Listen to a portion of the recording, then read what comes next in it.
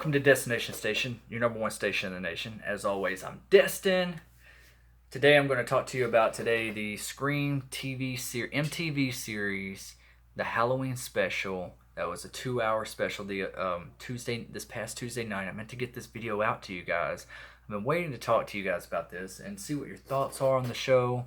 See what your thoughts was on for this episode. It was originally supposed to be like 14 episodes for the whole season, but they decided to change it up last minute and cut it off at 12, and then for the 13th and 14th episode, just turn that into like a 2-hour special for you guys for this past Tuesday for a Halloween special.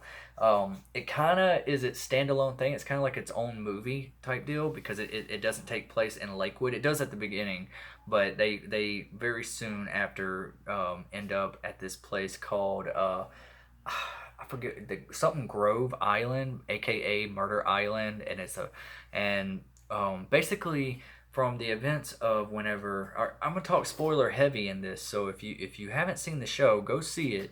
Come back to this video and we'll start a discussion about it. I just want to fair warn you. I am gonna talk on some spoilers from the first season, second season, and this Halloween special.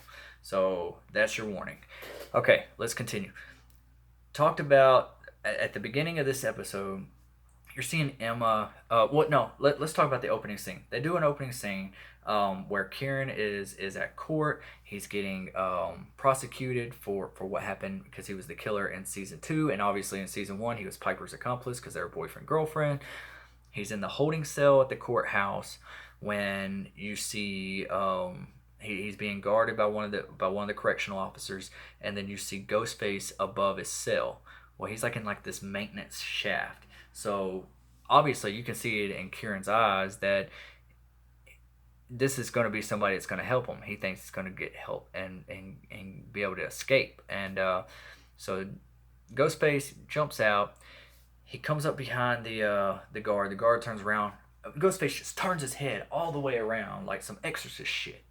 And it was kind of cartoony. It was kind of like a Jason effect, like something that you'd see in a Friday the 13th movie or something like that. Just the way it happened. It's not really like what Ghostface would do, because that makes me wonder if they're going to take a supernatural approach, because that Ghostface seemed very aggressive and very strong, and I've never seen in Ghostface kill someone quite like that. So I know they talked about it a long time ago that they might take a supernatural approach on the show.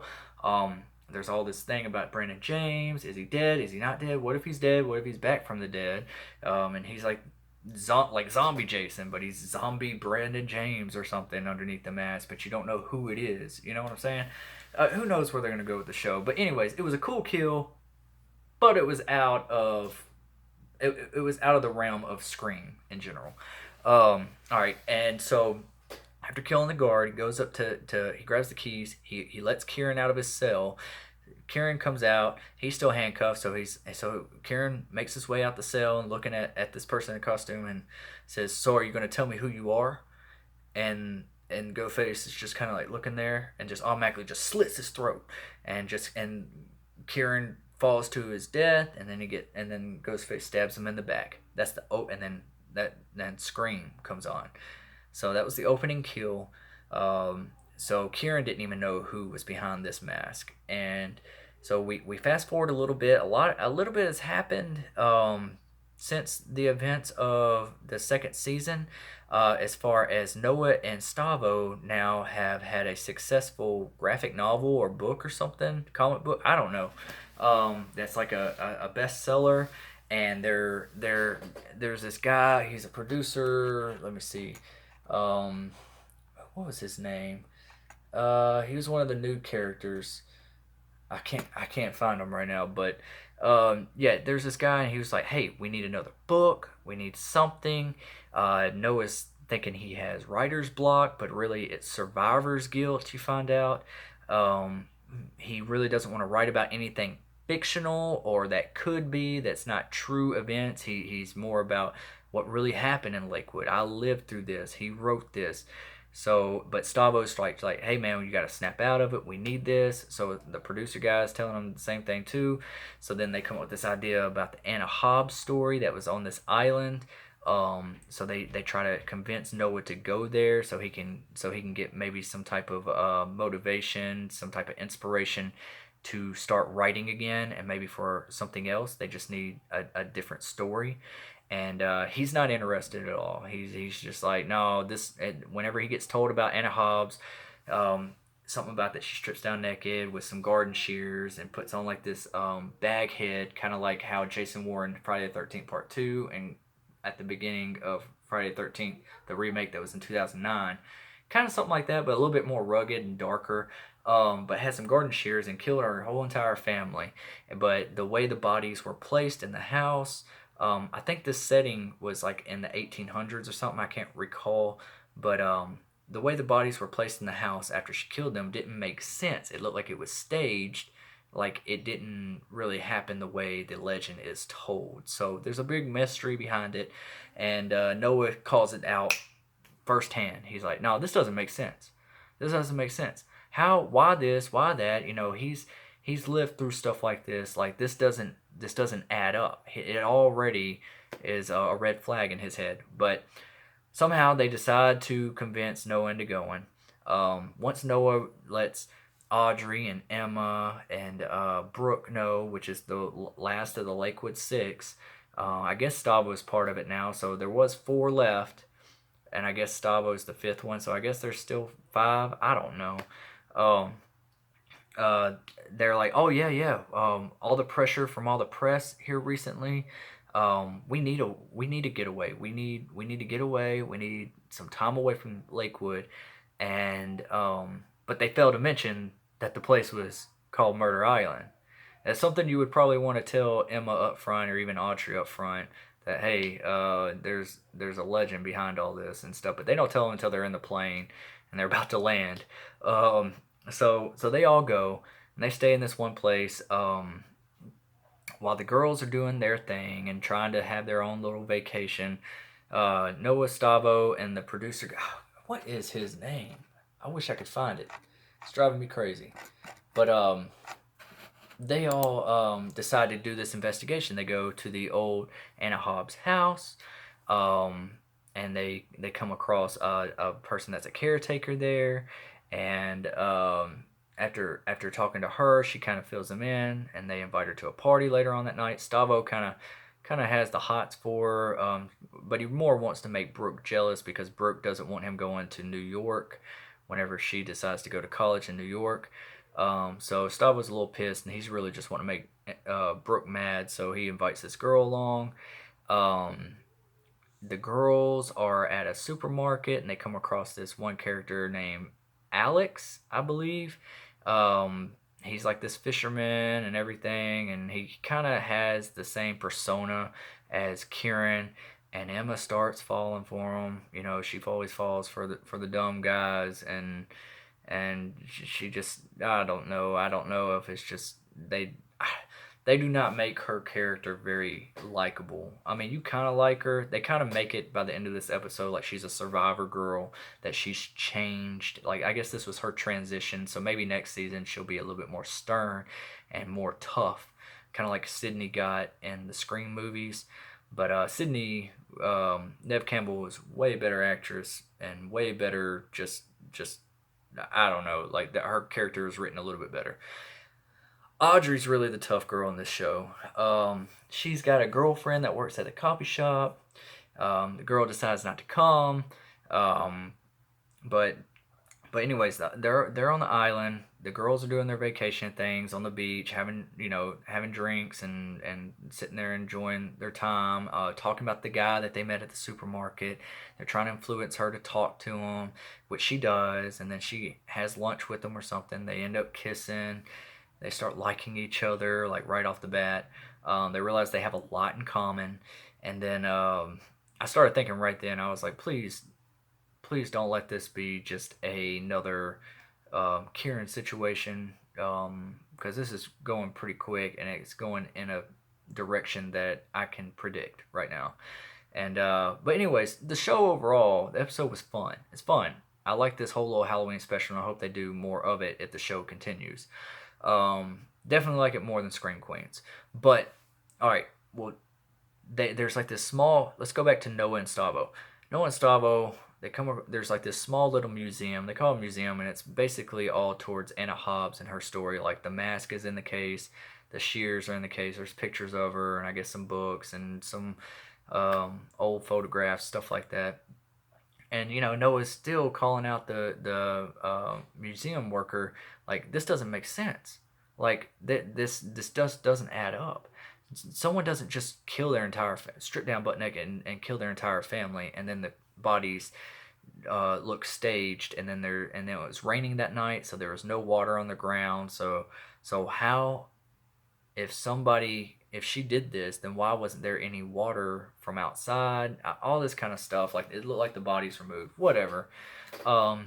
So, anyways, let's shorten this up. Let's fast forward a little bit.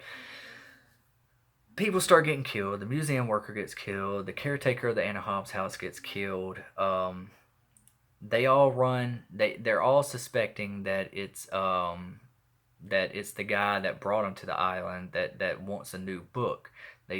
They think that maybe he's trying to get them there so that way he can keep his line of books going, and so that he's like the red herring. He's the prime suspect.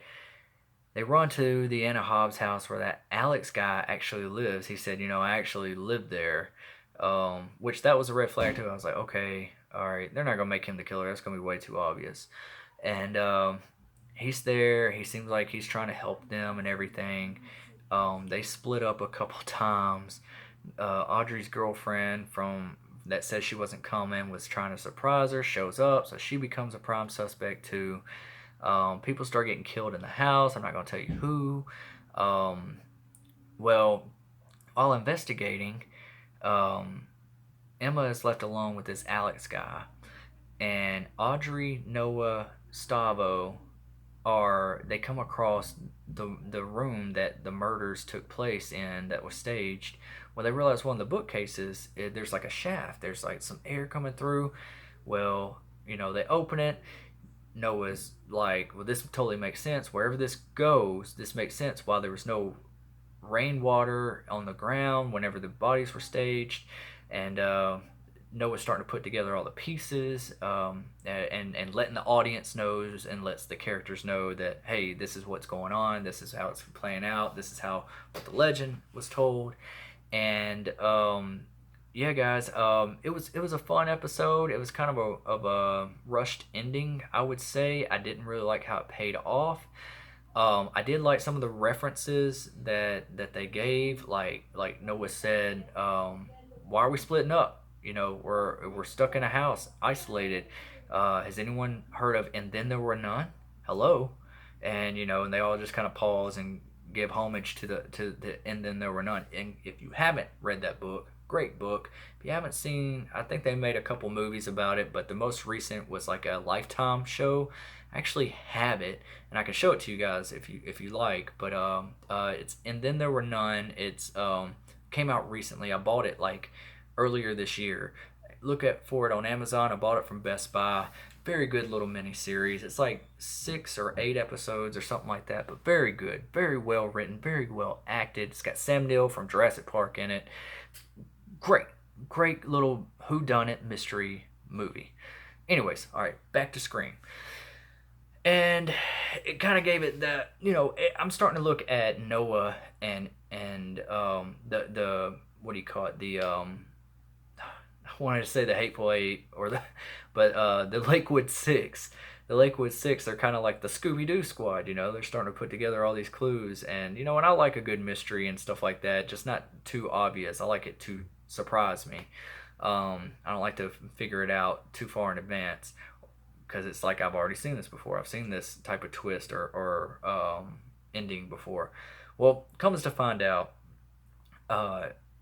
you find out that Alex isn't. I don't think he was Alex. He killed the guy named Alex and was kind of trying to take on his name, I guess, because his dead body was actually in the house.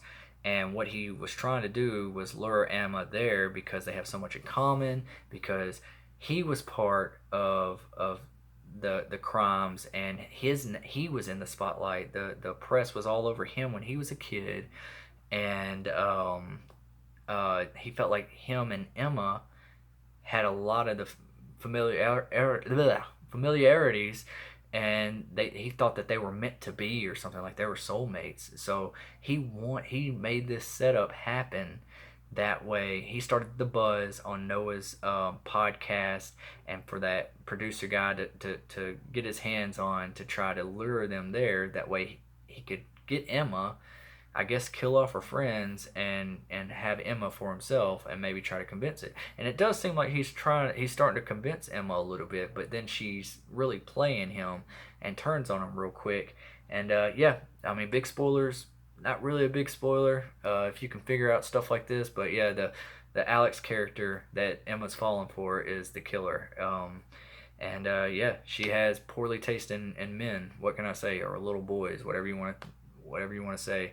But anyways, there's this big struggle, this big chase, and they end up on, well, once Noah and Audrey and Brooke and all them, they end up putting all the pieces together that Anna Hobbs wasn't actually the killer, that the dad actually was, and she defended herself and killed him. She couldn't bear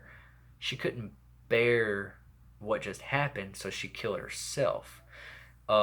That's why she went to the doc. She was bleed. She had blood all over her. She took off her clothes and then she killed herself.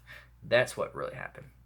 So, um, Noah puts it all together in 1 day or 2 days, however long they're there, and uh,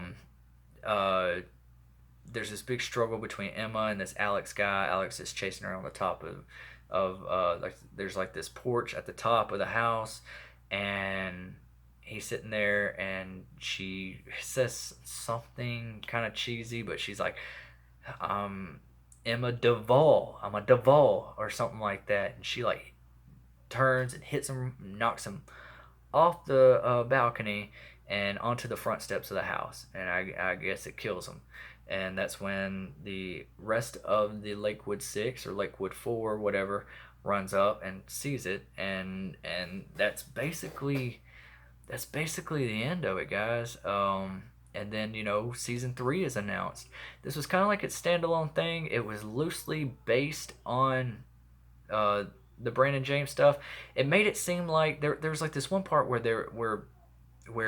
Emma gets a phone call from the killer, and it sounds like it's the same killer from the Brandon James stuff. So I don't know if that person was on the island too, or was this Alex pretending to be Brandon James and just still playing mind games with her, because they wrote, you'll never escape or something like that, but then they wrote on the wall, never in blood. I don't know. I, I, I don't know.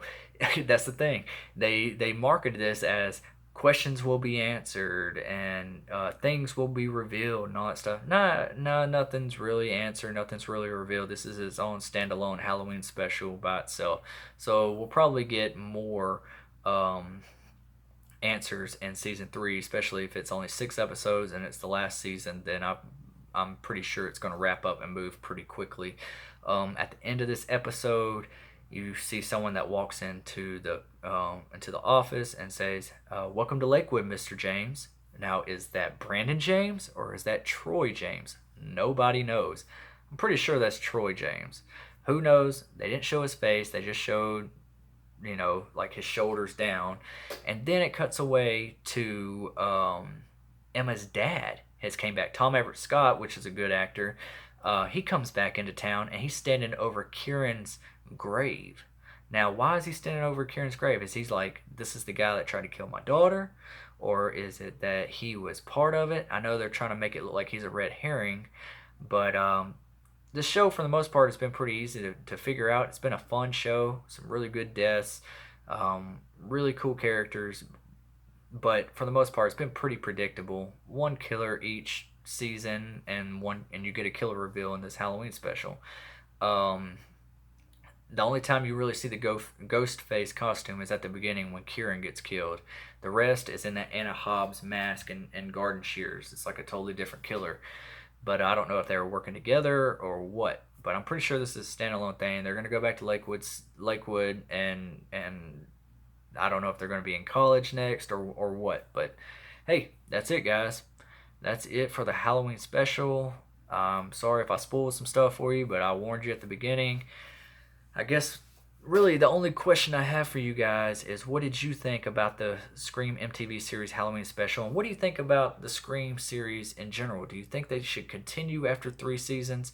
I like it a lot more than Scream Queens. I think I try to get into Scream Queens. It's kind of, I don't really get the humor that much. I really want to like it, but it's kind of too cheesy, too tongue in cheek. Um, this is kind of like the right enough cheese and mystery and seriousness and gruesome kills that I can tolerate. Does not live up to the movies, but still, it's still fun to watch. And if this is all we can get from Scream, then I'll take it. You know what I'm saying? I just don't want it to end. So, what's your favorite part of the Scream series? What did you think about this Halloween special? Did you figure out who the killer was? And where do you think the third season is going to head to? And if you haven't checked out Scream, check it out. Watch it online. There's plenty of ways to watch it online. I'm pretty sure y'all could figure that out.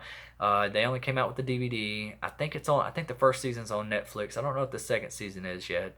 But yeah, tune in, check it out. Let me know thoughts below. Let me know. Let's start a discussion. And if they do continue it, I hope they keep doing this Halloween special, because it's pretty cool. It's pretty cool. Let's just make it a little less predictable. All right, that's it for you guys. Thank you for watching Destination Station, your number one station in the nation. Like this video, subscribe to Destination Station, and I'll see you guys next time. Take care.